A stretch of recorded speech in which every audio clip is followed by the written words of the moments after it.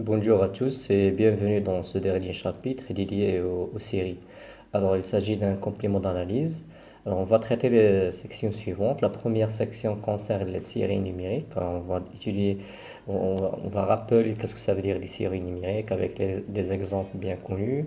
Et principalement, on va étudier donc les méthodes qui consistent à, à donner, bien à étudier la nature d'une série. Est-ce qu'il s'agit d'une série convergente ou bien une série divergente?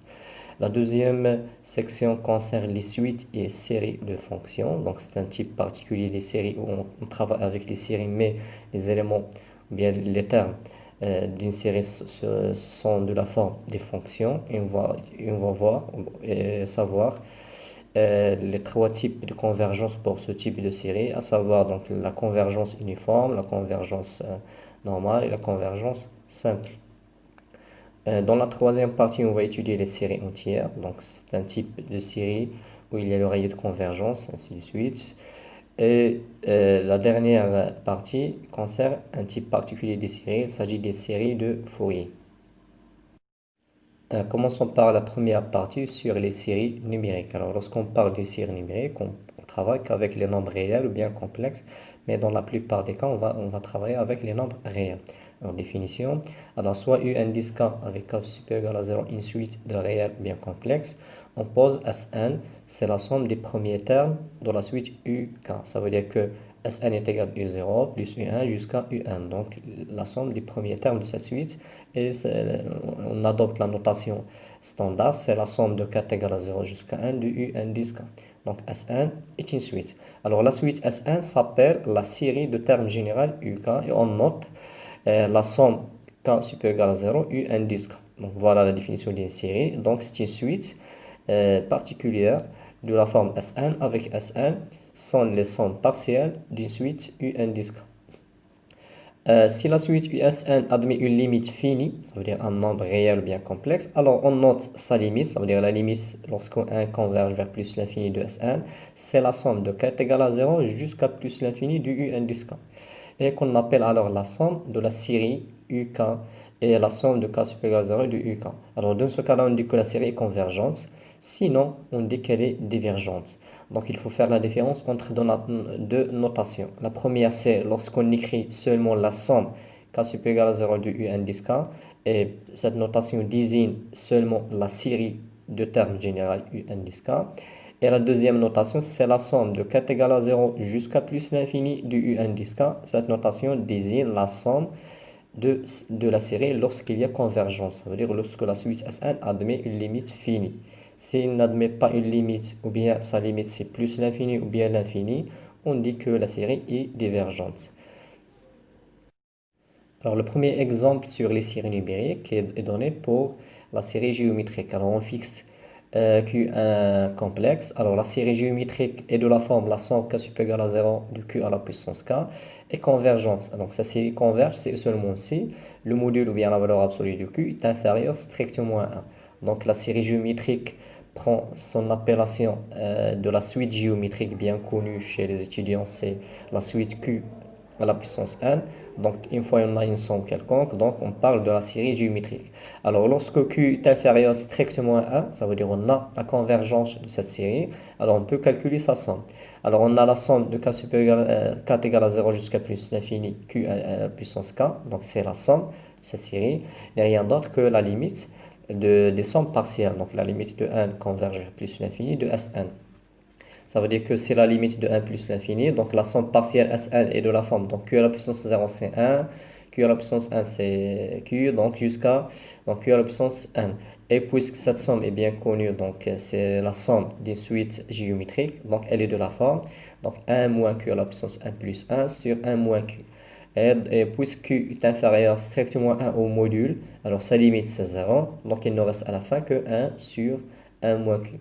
Donc voilà, donc on a donné un exemple type d'une série convergente, c'est la série géométrique. Et de plus, on a calculé sa somme. Donc la somme est 1 sur 1 moins q. Alors par exemple, lorsqu'on prend q est égal à 1 demi, donc on trouve que donc, la somme de k est égale à 0 jusqu'à plus l'infini. Donc 1 sur 2 à la puissance k. Donc c'est une série géométrique de raison, bien le terme q c'est 1 sur 1 demi. Donc on remplace directement Q avec un demi et on trouve à la fin C2. Donc dorénavant, une fois on trouve donc une série de type géométrique, ça veut dire de ce type, donc il suffit de voir le module ou bien la valeur absolue du terme, donc Q. S'il est inférieur strictement à la convergence, on peut calculer sa somme. Sinon, donc on dit que la série est divergente. Comme deuxième exemple, on va considérer la série 1 sur k plus 1 fois k plus 2. Alors il s'agit d'une série convergente et elle converge vers le nombre 1. Alors en effet, pour ce type de série, on peut décomposer son terme général comme somme télescopique, ça veut dire de la forme uk plus 1 moins uk. Et plus précisément, alors la somme partielle Sn vérifie. Donc Sn est égal à la somme de k égale à 0, de k égale à 0 jusqu'à 1, de 1 sur k plus 1 fois k plus 2. Donc on décompose 1 sur k plus 1 fois k plus 2 de la forme 1 sur k plus 1 moins 1 sur k plus 2. Donc, et on simplifie parce que il y a donc des entiers successifs k plus 1 et k plus 2. Donc il y aura des simplifications entre les fractions de 1 sur et moins 1 sur k plus 2. Donc à la fin, il nous reste 1 moins 1 sur 1 plus 2. Et cette expression converge lorsque 1 tend vers plus l'infini, elle converge vers 1.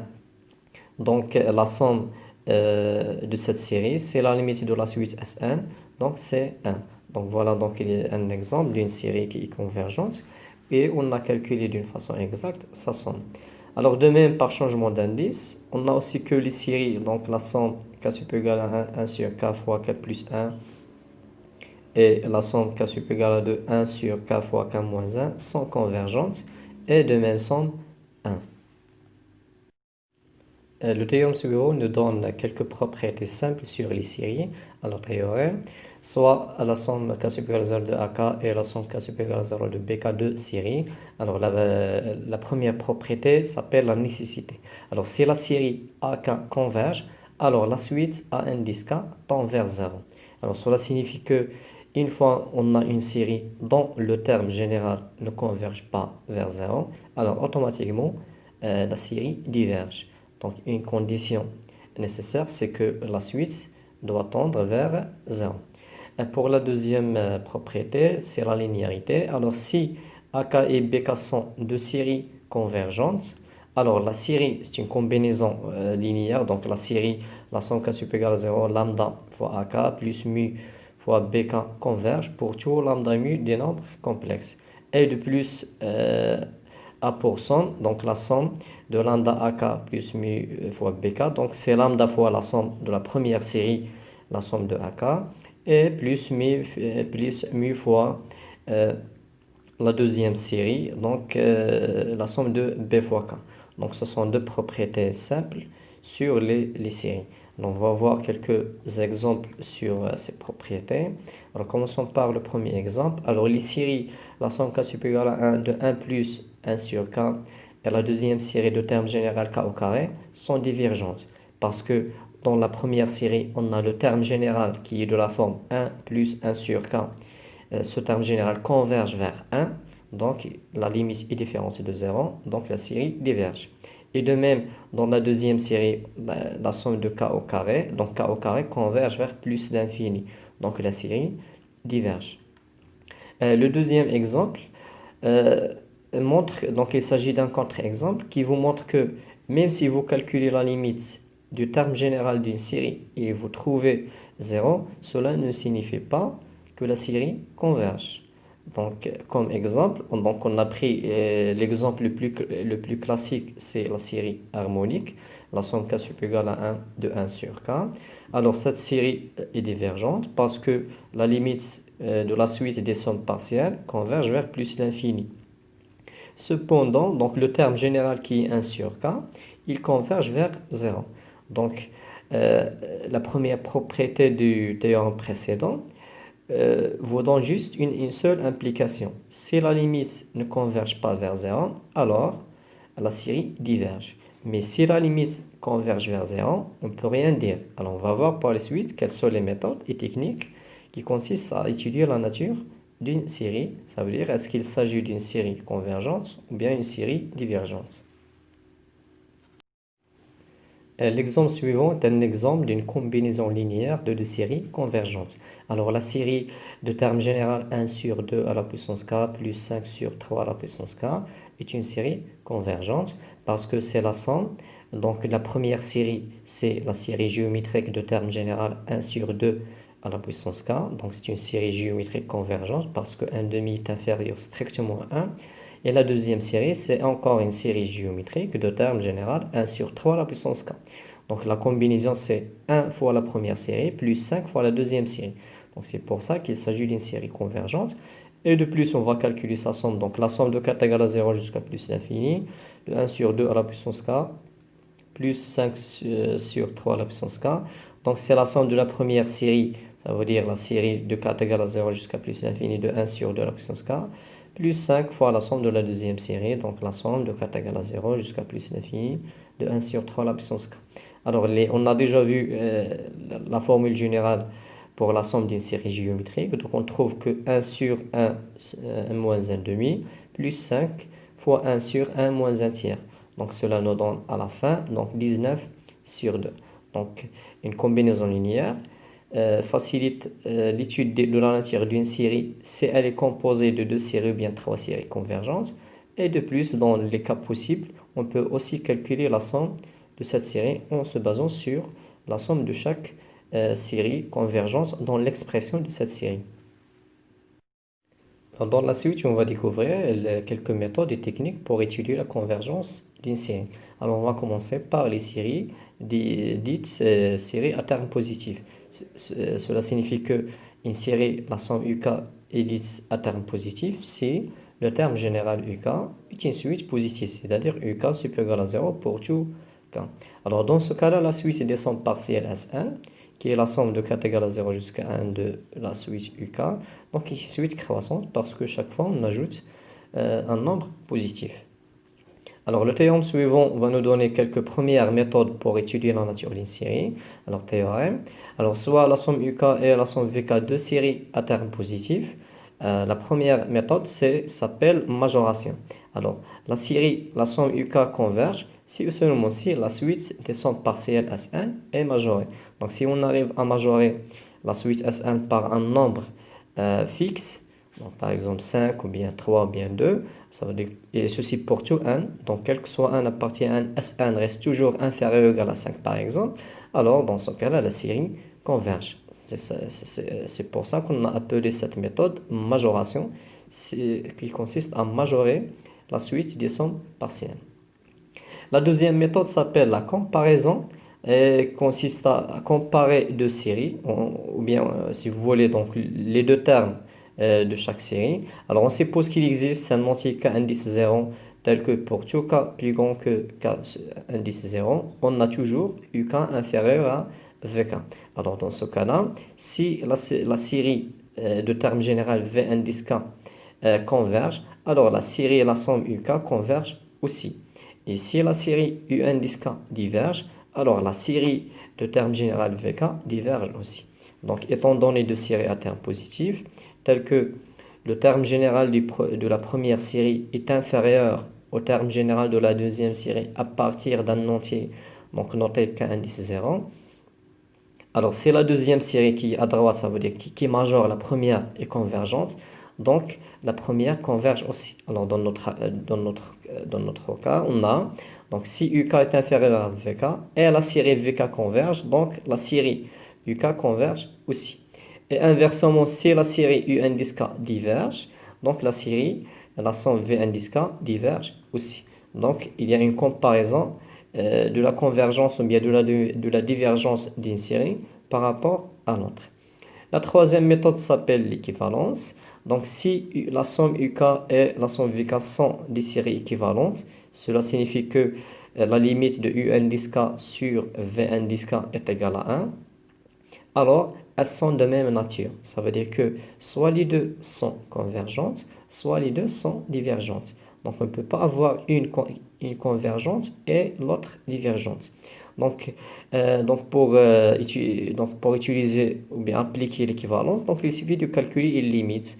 Donc une limite entre deux suites. Donc c'est la limite de UK sur avec 1. Si on trouve 1, donc on a bien l'équivalence. Donc une fois on a l'équivalence, donc il faut voir juste la nature d'une seule série et on déduit la nature de l'autre série. Considérons quelques exemples sur les méthodes de comparaison et équivalence. Alors commençons par cet exemple. Alors, on a déjà vu que la série de termes général 1 sur k plus 1 fois k plus 2 converge. Alors, on en déduit que la série de termes général 1 sur k au carré converge aussi. Alors, en effet, alors on a la limite lorsque k converge vers plus l'infini de 1 sur 2 fois, 1 sur 2 fois k au carré, le tout sur 1 sur k plus 1 fois k plus 2 est égal à 1 demi. D'accord?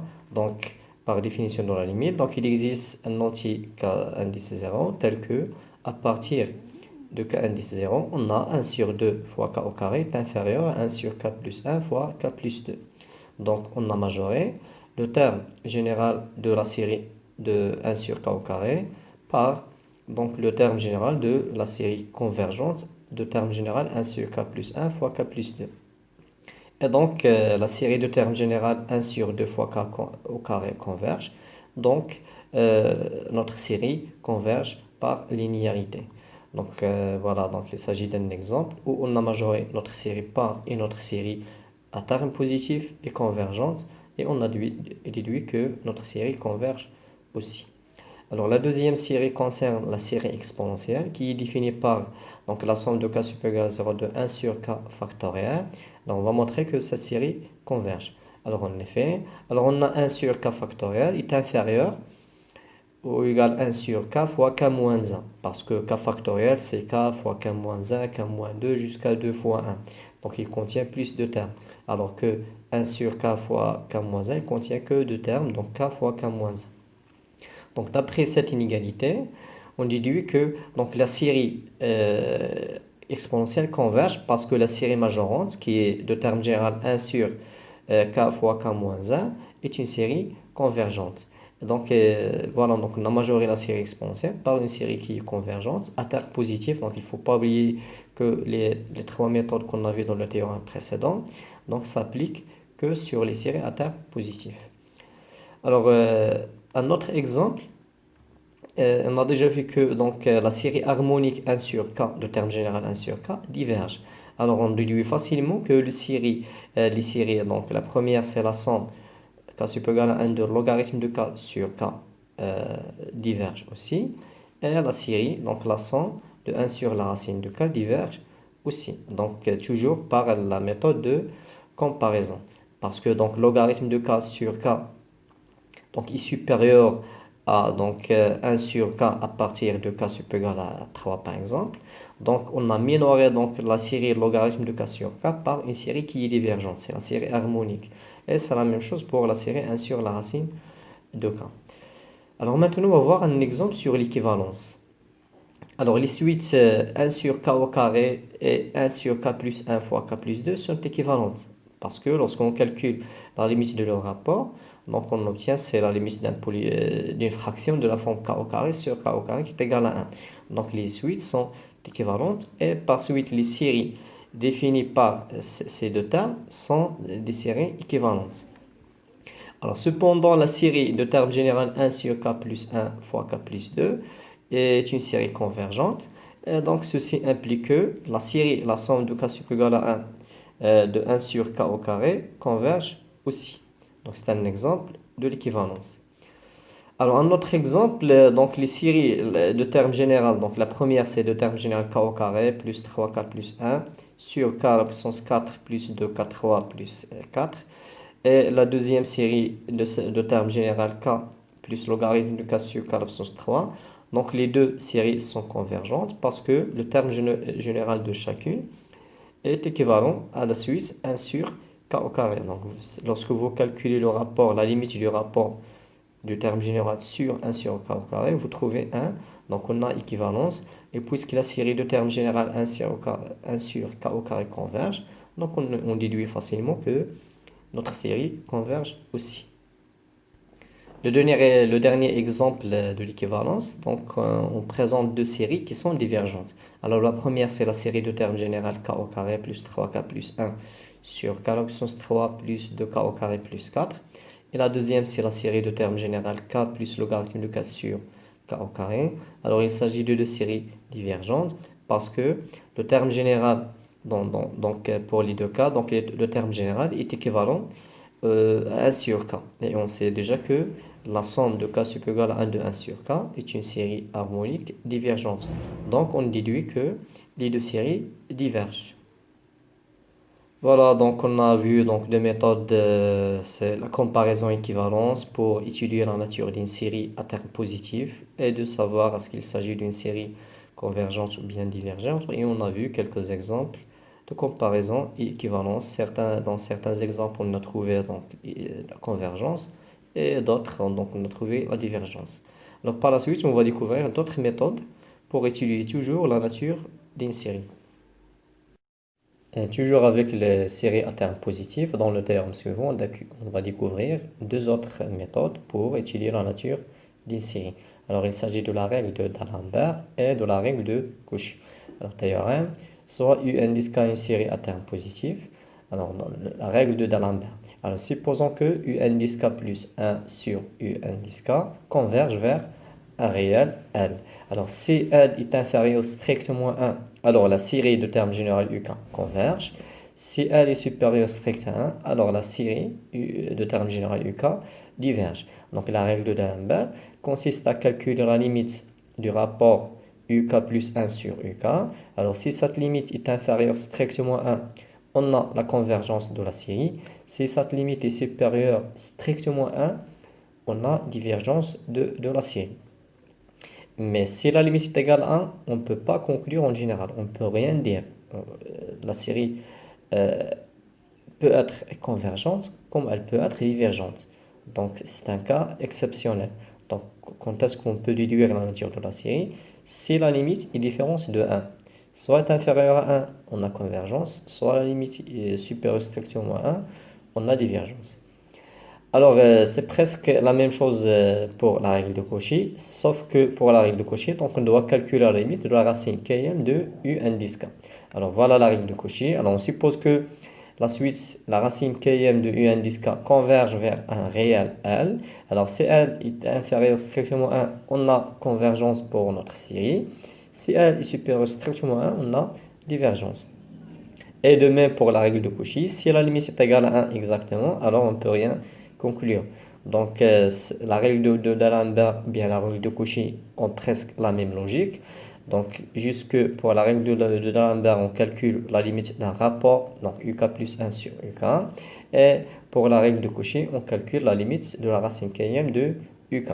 Et dans les deux cas, si la limite est inférieure strictement à 1, donc on a convergence, notre série converge. Mais si la limite est supérieure strictement à 1, la série diverge. Donc on va voir quelques exemples sur la règle d'Alembert et sur la règle de Cauchy.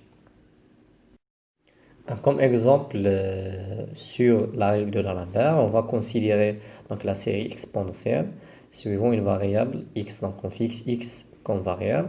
Donc la série exponentielle, c'est la série de termes général x à la puissance k sur k factoriel. Alors cette série converge. Alors en effet, on pose u indice k, c'est x à la puissance k sur k factoriel. C'est le terme général de cette série. Et on va calculer la limite de uk plus 1 sur uk. Alors, on a en valeur absolue uk plus 1 sur uk, c'est donc x à la puissance k plus 1 sur k plus 1 factoriel, le tout sur donc x à la puissance k sur k factoriel. Donc, on simplifie entre les puissances de x, donc il nous reste à la fin donc la valeur absolue de x sur k plus 1. Et donc, cette expression converge vers 0 lorsque k converge vers plus l'infini. Donc, 0, c'est la limite de ce rapport, donc cette limite est inférieure strictement à 1. Donc, par la règle d'Alembert, la série est absolument convergente. Donc, il y a convergence en valeur absolue. C'est pour ça qu'on dit qu'il y a convergence absolue. Donc, voilà un exemple de la règle d'Alembert. Maintenant, on passe à l'autre exemple sur la règle de Cauchy. Alors, on va considérer la série à terme positif de terme général, donc 2k plus 1 sur 3k plus 4, le tout à la puissance k. Alors, cette série converge. Parce que lorsqu'on calcule donc, la limite de la racine qui m de le terme général, donc on trouve que donc, la racine qui m de u indice k, c'est 2k plus 1 sur 3k plus 4, parce que la racine qui m c'est une puissance de 1 sur k, donc 1 sur k fois k c'est 1. Donc on a 2k plus 1 sur 3k plus 4. Et lorsqu'on calcule la limite de cette fraction, donc on trouve 2 sur 3. Donc 2 sur 3 c'est 0, donc c'est un nombre qui est inférieur strictement à 1. Donc d'après la règle de Cauchy, notre série converge. Par contre, ou bien un exemple d'une série divergente par la règle de Cauchy aussi. Donc la série de termes générale 2 à la puissance k sur k à la puissance 3. Alors cette série diverge parce que donc la racine km de terme général qui est uk, c'est donc la racine km2 à la puissance k sur la racine km de k à la puissance 3. Donc on trouve 2 sur donc k à la puissance 1 sur k à la puissance 3. On simplifie les expressions avec l'exponentielle pour pouvoir calculer la limite. Donc on trouve 2 sur donc l'exponentielle de logarithme de k sur k, le tout à la puissance 3. Donc lorsqu'on calcule la limite quand k converge vers plus l'infini, donc logarithme de k sur k converge vers 0, l'exponentielle de 0 c'est 1. Donc à la fin, il ne reste que 2. Et puisque 2 est plus grand que 1, donc la série diverge. Donc voilà deux exemples sur la règle de Cauchy et la règle d'Alembert. Donc une petite remarque, c'est que une fois on a une série à terme positif, pour choisir quelle règle à appliquer soit la règle d'Alembert ou bien de Cauchy pour déduire la nature de cette série, il suffit juste de remarquer donc l'expression ou bien le terme général de cette série, c'est l'expression de la forme. C'est-à-dire le terme général d'une série et de la forme. Donc une expression entre parenthèses à la puissance k ou bien à la puissance k au carré. Donc une puissance qui contient la variable de la série 1 ou bien k. Donc il vaut mieux utiliser la règle de Cauchy pour faire donc la racine km c'est une puissance de 1 sur k. Donc on simplifie avec la puissance. Sinon donc on peut avoir donc une expression de la forme donc une fraction ou bien une expression quelconque. Dans ce cas-là, on peut utiliser donc la règle d'Alembert. Alors la dernière remarque, c'est que la règle d'Alembert ne peut s'appliquer que si certains UK sont nuls. Donc on ne peut pas appliquer, donc c'est un cas isolé. Donc la plupart des cas on donne donc des séries qui sont claires et des séries simples où on peut appliquer la règle d'Alembert ou bien la règle de Cauchy. La deuxième remarque, c'est que soit la règle d'Alembert ou bien la règle de Cauchy ne permet pas de conclure, comme j'ai dit, lorsque la limite est égale à 1. Donc un exemple de cette situation, c'est donc les séries, donc la série harmonique 1 sur k. Alors, donc c'est une série divergente et la série convergente 1 sur k au carré. Alors pour les deux, on a uk plus 1 sur uk converge vers 1.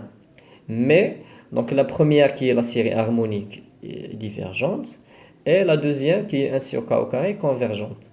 Donc pour la règle d'Alembert, bien pour la règle de Cauchy, lorsqu'on calcule la limite, on trouve 1, donc on peut pas conclure, on ne peut rien dire sur la nature de cette série.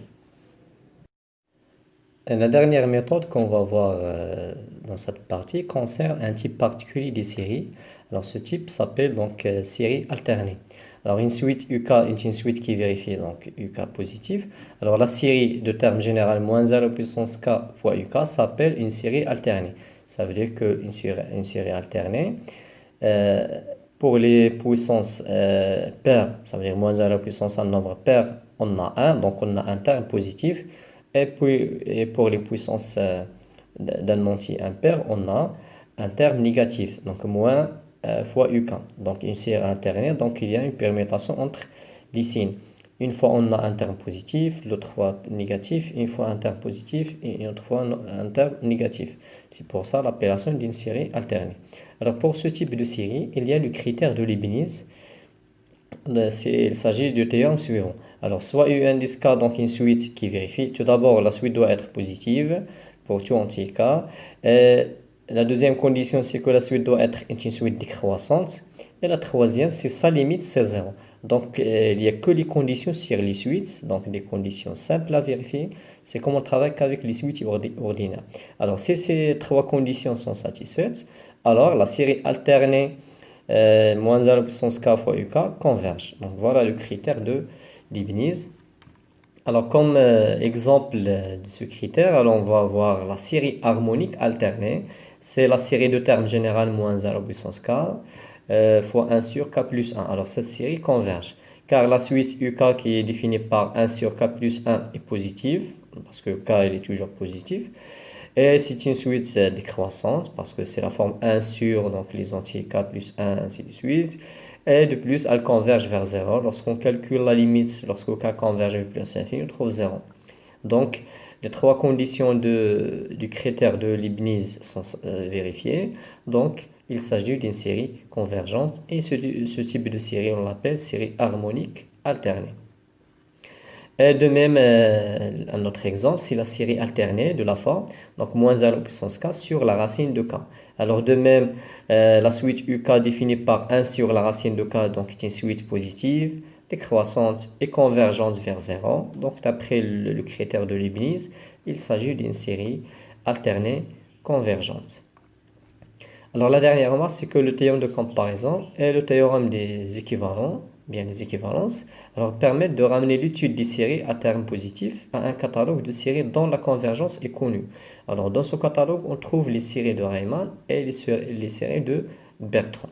Ça veut dire que si vous voulez appliquer par exemple la comparaison ou bien l'équivalence, ça veut dire lorsque vous voulez travailler sur deux séries, la première série c'est la série qui est en question dans un exercice ou bien dans une question, et la deuxième série doit être un exemple type bien connu, soit par exemple la série géométrique, ou bien la série harmonique, ou bien la série exponentielle.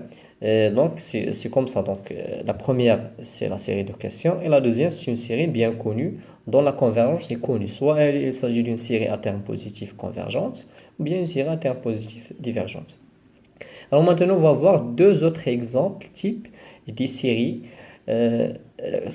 convergentes sur certaines conditions. Alors il s'agit des séries de Riemann et des séries de Bertrand. Alors, proposition. Alors, soit alpha et bêta de réel, donc alpha doit être positif.